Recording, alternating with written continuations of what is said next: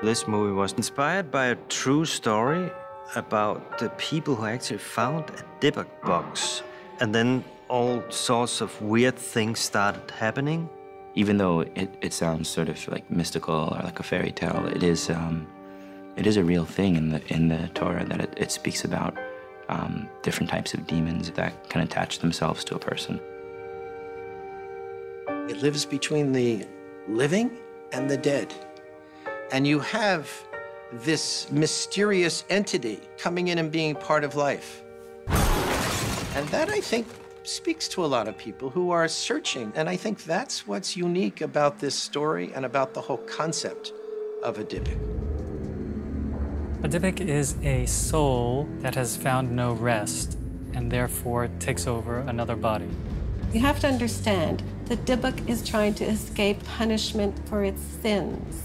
The avenging angels punishing the spirit cannot touch it when it's inside the body of a human being. You know, you have this soul that is in limbo, trying to find permanence, trying to find comfort. And you have your own soul, and there's that struggle.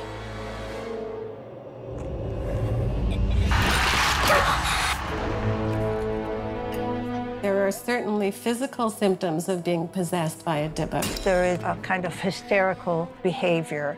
There is jerking of limbs. There is violent convulsions, odd body postures.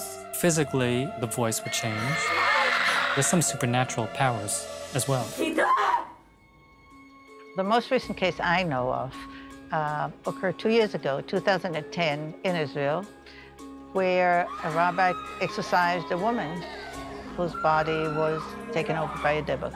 And it created quite a ruckus because we thought these things do not happen anymore, but they do. The rabbi is invoking God's name to say to the Dibbuk, I am the representative of God, Dibbuk, leave.